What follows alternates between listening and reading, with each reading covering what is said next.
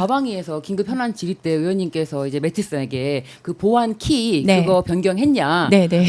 질의를 하셨잖아요. 네, 네, 네. 근데 뭐 아직 갱신 기간이 되지 않았다라고 하는데 네. 도대체 얼마의 갱신 기간이라는 겁니까? 아, 그거는 두 가지 보안키가 크게 두 가지 보안키가 있는데 클라우드를 사용을 하기 때문에 제가 물어봤어요. 클라우드에서 주는 쿠팡한테 주는 키가 있고요. 그 다음에 쿠팡 입장에서 엄청나게 많은 개발자랑 아니면 정보 이제는 그 보호 관리자들이 이걸 억세스를 하고 관리를 해야 될 거 아니에요. 중간 단계가 있습니다. 그 많은 사람들의 직원의 권한을 관리를 하기 위한 그리고 거기서 키가 한 번 더 나오고요. 그다음에 이것을 사용을 하기 위한 내부 운영 방침이 있어야 돼요.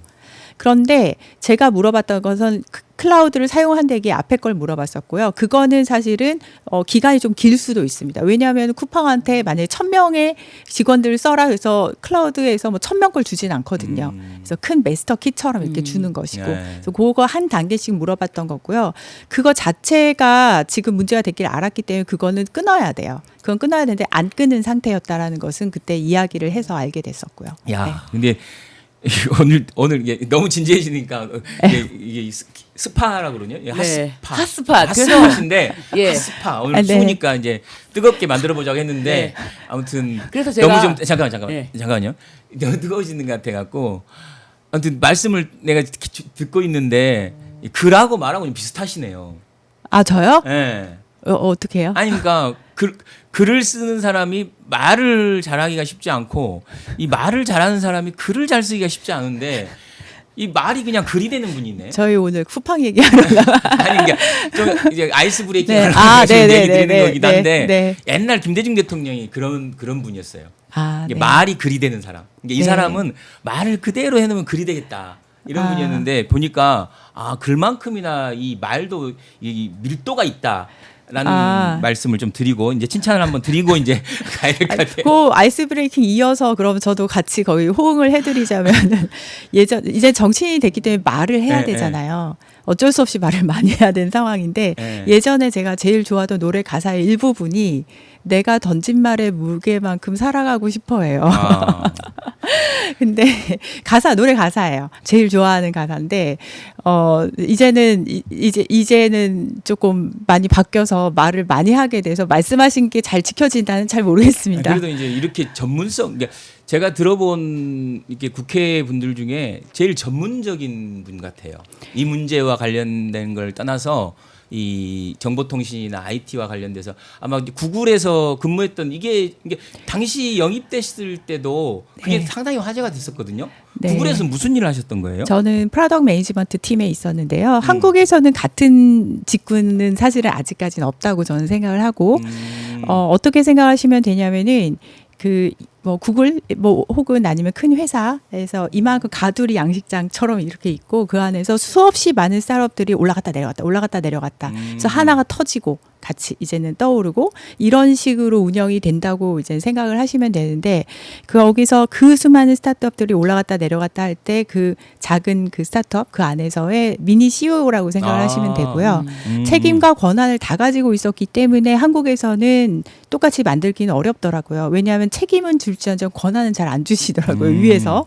근데 제가 구글에서 일을 할 때에는 아직도 기억나는 게 한국의 안드로이드를 론치를 할 때 한국에 있는 통신사하고 이야기를 할 일이 있었어요.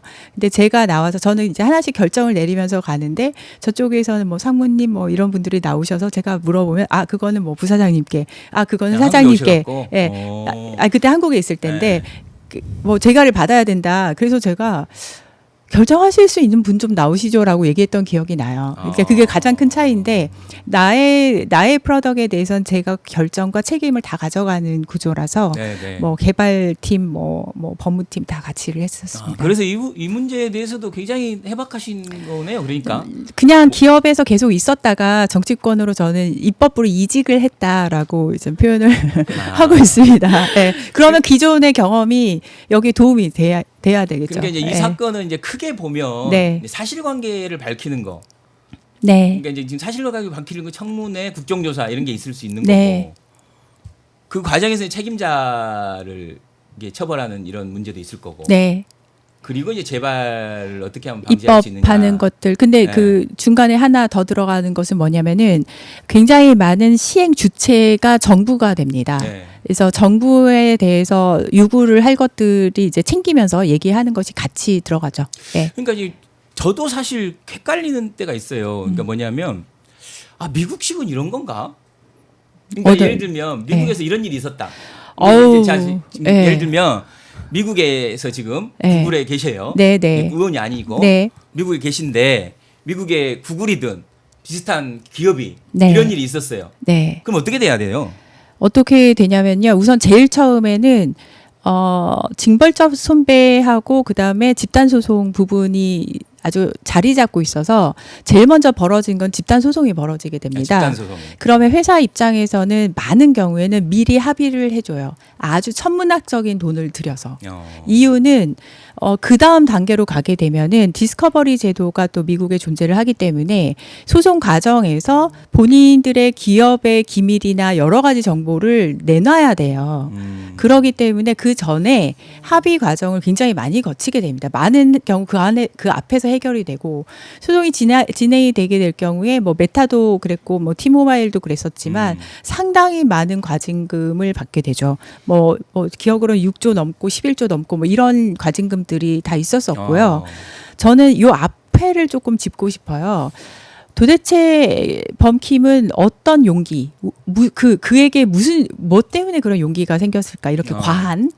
보면은 지금 제가 말씀드린 포괄적 집단 소송제, 그다음에 징벌적 손배. 사실 한국 법에도 있긴 합니다만 있긴 있어요. 징벌적 손배, 그다음에 디스커버리 제도 이런 것들이 존재하지 아니한다는 것을 너무 잘하는 거죠. 법무팀이 잘 꾸려진 것 같긴 한데 인하우스로 너무 잘 알기 때문에 이렇게 용감하게 버티는 거예요. 그렇죠. 네.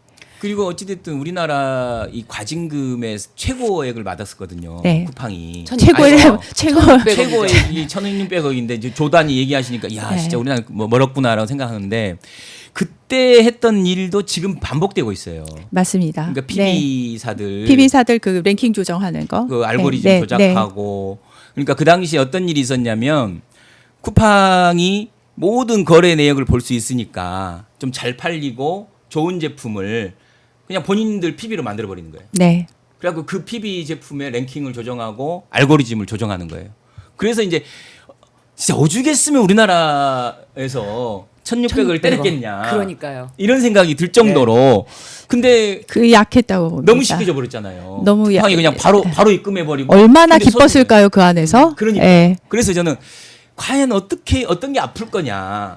네. 과징금도 쿠팡은 오히려 그냥 적당히 내고 말겠다 이런 생각하는 할 수도 그렇죠. 있어요. 왜냐하면 이게 과징금 기준 자체가 사실상 너무 낮은 데다가 네. 그 낮은 것도 사실상 실제로 조치를 할 땐 더 낮게 맞아요. 많이 깎아줍니다. 네, 네, 뭐 네. 매출액의 뭐 이제 과징금 보통 매출액의 3%에서 10%. 근데 이게 지금 그것에서도 많이 깎아주기 때문에 맞아요. 사실상 현실화할 필요가 있는데 게다가 이제 고의라든지 반복적으로 반복, 예, 이런 거를 계속해서 위반할 경우에는 뭐 지금 10%까지지만 조국혁신당에서 내놓은 안은 그 고의성과 반복성이 있을 경우에 20%까지입니다. 예, 아니, 20%까지. 어제 민병덕 의원 주최로 네. 그 기자회견 봤는데 네. 똑같은 일이 네. 벌어지고 있던데요? 네.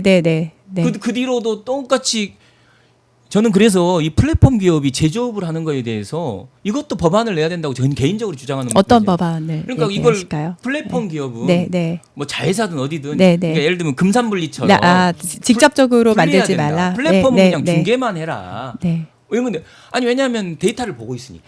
네, 데이터를 맞습니다. 보다가 네. 예를 들면 이거 잘 팔리네. 그럼 소상공인이나 중소기업의 아이디어를 도용하는 거예요. 이것도 아마존 그렇지 않나요? 케이스를 조금 보면 좋을 것 같다는 생각이 네, 들어요. 네. 왜냐하면 아마존 또한 어느 순간부터는 PB 상품을 이제는 올리기 시작을 했다가 굉장히 많은 제재나 가이드라인을 정부로부터 받았었어요. 규제가 들어갔었는데 예. 예를 들면은 명확하게 사용자가 이것은 아마존 PB야 라는 것을 명시적으로 알 수 있게끔 인식할 수 이제 있도록. UI를 이제 화면에다 놓는다던가 그다음에 너무 그 한 화면을 구성을 봤을 때 전체적으로 하나만 다 차지하지 않도록 한다던가 다양한 구성이 들어가 있습니다. 네. 근데 한국에서도 그런 종류의 것들이 다양성을 이제는 뭐 보장을 할 수 있는 방법들이 들어가야 되겠죠. 그리고 거기에서 쌓이는 데이터나 리뷰나 이 평들이 누구 겁니까? 예를 들면. 플랫폼에서 다 분석을 할 수가 있습니다. 그러니까 예를 들면 내가 입점을 했는데 그 입점 과정에서 쌓이는 이 정보들 있잖아요. 그 정보가요, 사실은 아마존하고 쿠팡을 제가 이제는 뭐 이 부분을 아주 깊게 파진 않았지만 차이가 뭐냐면은 아까 제가 상생 얘기를 했잖아요. 그건 지속 가능성을 위해서. 그러기 위해서라도 사실은 그 입점 업체 한테 주는 데이터가 꽤 많습니다. 요렇게 너네가 한번 바꿔봐. 네. 아니면 요렇게 뭐 시즈널 임팩이 있으니 이런 것이 좋아. 이런 서제스트가 들어갈 수가 있는데 한국 같은 경우는 쿠팡이 다 틀어지고 있다. 이렇게 되면 다 다르게 돼 있다는 거죠. 대시보드를 제공을 하죠. 근데 이제는 물론 아마존 내의 기업 비밀까지 가진 않아요. 다 준다는 것은 아니지만 요 회사가 사실은 아마존 입장에서도 요 회사가 잘 돼서 좋은 제품을 많이 만들어서 사용자가 많이 사면 좋은 거잖아요. 그렇죠. 그러니까 목표가 거기에 있는 거예요. 네. 근데 쿠팡 같은 경우는 그 정보를 지금 어디까지 공유를 하는지는 제가 지금 아직은 거기 몰라요. 안 주고 네. 돈으로 사요. 그것도 돈으로 네. 사요. 네. 그러니까 월 얼마씩 구독처럼 네. 내 데이터를, 그러니까 내가 판매 데이터나 소비자 데이터를 돈을 주고 사야 된다니까요. 저는 사실 그 아마존이라는 대기업을 칭찬하고 싶은 생각이 1도 없는데 왜 그렇게 하는 이유는 아마존이 자기가 잘 되기 위해서 하는 거예요. 네. 이 말은 뭐냐면은 쿠팡 머리가 되게 나쁜 거예요. 네. 굉장히 단기 이익만 보고 움직인다는 소리거든요. 그 말 자체가 네. 그 구조 자체가 네. 그리고 뭐 PB도 맨 위로 그냥 다 그걸로만 다 그렇죠. 깔아버린다거나 깔아버리고. 하는 것 모두가 단기 이익만 보고 움직이는 회사라는 거예요. 사실은 대기업 같은 경우는 그렇지 않거든요. 근데 이게 왜 그랬을까를 좀 들여다봤는데 초반에 쿠팡은 이젠 그 소프트뱅크 투자를 받았었어요. 네, 네. 근데 그때 아마 손정이 그 소프트뱅크의 지분이 쿠팡의 30% 정도인가 뭐 이 정도였었던 것 같은데 지금은 점점 떨어서 10몇 %로 좀 많이 떨어져 있어요. 네, 네. 근데 10% 정도 되는 것 같더라고요. 그 과정에서 이제 업계 안에서는 무슨 얘기가 들렸었냐면은 야 소프트뱅크가 투자하고 나서 너무 오래 기다렸다.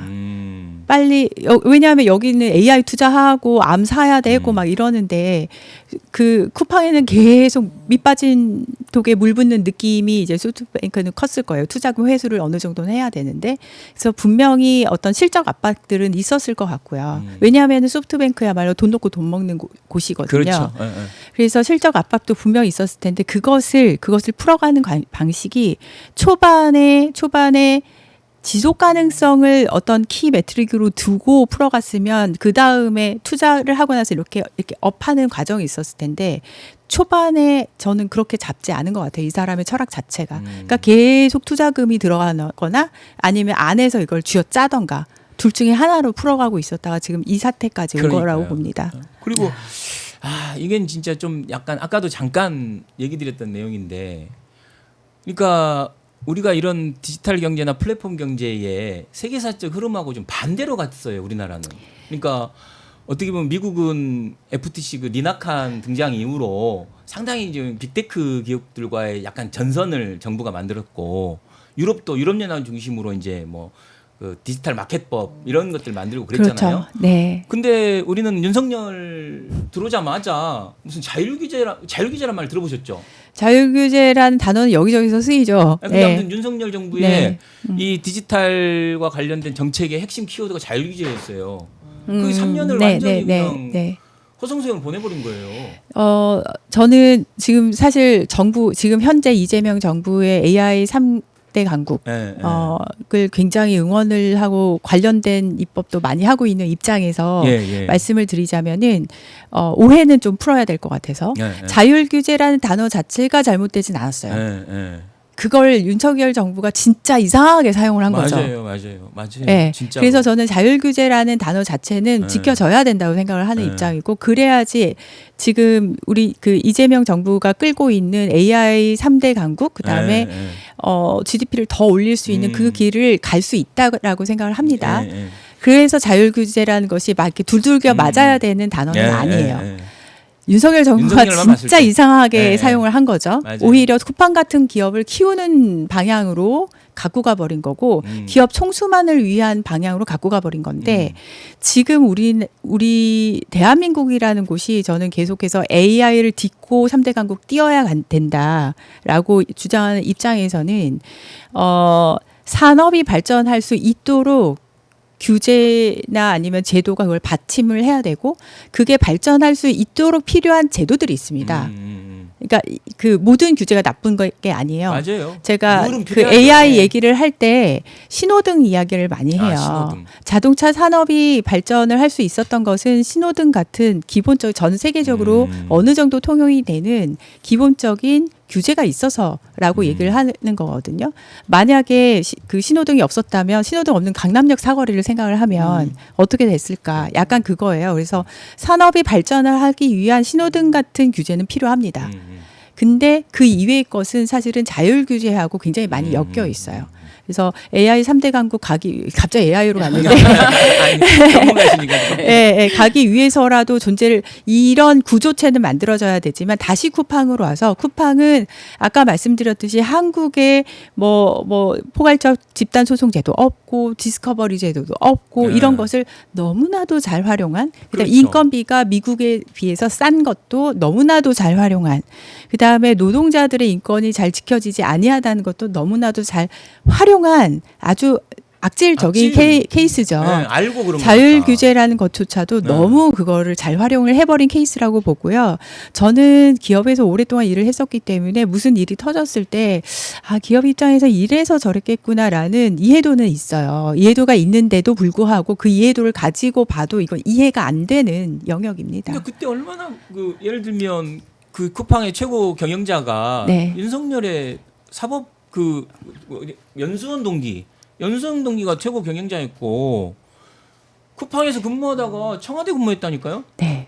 그때 이슈 터지고 나서 본인이 물러나는 것처럼 하면서 오히려 본인을 보호할 수 있는 구조체를 만들게 됐죠. 네. 이것도 다 이제 사실은 뭐 텔레그램 메신저인가요? 메신저를 네. 통해서 또 그게 다 공개가 되면서 후보는 누구야? 라면서 김앤장에 누구야 했던 그 사람이 바로 후보가 됐다가 대표가 됐다가 이 모든 게 김범석의 방패 막이로 지금 다 활용되고 있다. 그러니까 지금 일어나는 우리 일어나는 무슨 대관 이런 건 진짜 조직지열이에요. 제가 보면 윤석열 때 했던 건 너무 대놓고 다 해버린 거 아니에요? 그거를 정부에서 부끄럼도 없이. 눈을 감아줬죠. 저는 이렇게 봐요. 지금 되게 뜬금없게 들리실지 모르겠지만 미국에서 이제 고속도로 막 운전을 하고 가다 보면 거기도 고속도로 주변에 막 지저분한 거 느끼긴 하지만 뭐가 있냐면 리터링 했을 때 뭐 예를 들어 주마다 다른데 뭐 276불 이렇게 딱 있어요. 그러니까 쓰레기 하나 버리면 우리나라 돈으로 그러면 얼마죠? 꽤 되죠. 40만 원 되나? 아니요. 이게 아마 네. 쓰레기는 경범죄일 거예요. 경범죄. 그래서 근데 경범죄로는 리터링, 넘지 않습니다. 리터링을 했을 때 지금 무단 무단 투기 했을 때 그 말씀드리고 싶은 포인트는 뭐냐면은 무지하게 뒷단의 처벌이 세게 들어가 있는 경우에는 기업은 앞단에서 조심할 수밖에 없어요. 미리 이제 예를 들면 보안에 대해서 이렇게 그렇죠. 투자도 하고 그렇다는 거잖아요. 네. 네. 보안 같은 경우는 이슈가 터지게 되면은 걷잡을 수 없고 회사가 망할 수 있다라는 것을 알기 때문에 그렇죠. 앞단에서 상당한 투자를 하게 됩니다. 그리고 정부에서 내놓는 우리나라 뭐 ISMS-P 받으면은 마치 우리는 안전해요. 손을 놔버리는 면죄부 쪽에 더 가깝거든요. 시작인데. 네, 시작인데 네. 그거 이상으로 하라는 그렇죠. 건데. 그 이상으로 하라는 거죠. 그렇죠. 기업에서는 그 이상으로 하게 함으로써 뒤에 올 엄청난 기업의 피해를 줄이는 역할을 이제 기업에서는 할 수밖에 없는 그 구조를 만들어놔야 되는데 한국은 거꾸로 됐죠. 야. 앞에는 면죄부를 주고 지금 제가 KT 계속 짚고 있는데 네, KT 다들 가 까먹으셨죠. 저 KT 맞아요. 갑자기 KT 놀랄 것 같은데, KT 지금? 이번 달 안에 조사 결과가 나오거든요. 근데 이제 그 결과를 앞두고 제가 또 글을 쓴 게 있는데 한번 보시면 좋을 것 같은데 뭐냐면은 앞단에서 이제 인증을 받았으니까 우리는 괜찮아. 그다음에 뒤에서 처벌이 점점 약해지니까 이렇게 해결하면 돼. 예. 이렇게 버티고 해결하면 이게 세트로 움직이고 있어요. 그러다 보면은 어느 기업이 보안에 투자를 하겠으며 맞아요. 차라리 그냥 맞고 말지라고 맞고 말지. 맞아요. 그러기 때문에 이번 건도 쿠팡에 대해서 진짜 지금 상황에서라도 사실은 소급 적용할 수 있는 게 너무 적어서 진짜 영업 정지 시킨다거나 하는 거 말고는 뭔가 실효성 있는 입법을 다 준비를 하지만 그래서 이러한 일이 재발될 수 있지 않도록 하고 있지만 제 입장에서도 되게 힘들거든요. 네. 그리고 입법 과정에서도 힘들고 왜냐하면 쿠팡 로비들이 또 있기 때문에 그런데 저는 어떻게 해서라도 새해부터는 제대로 안 하면 망한다. 라는 게 우리나라 기업에도 들어가야 우리나라 기업도 선진화가 되고 그래야지 기업에도 좋다. 저는 이 말씀 좀 드리고 그래서 싶습니다.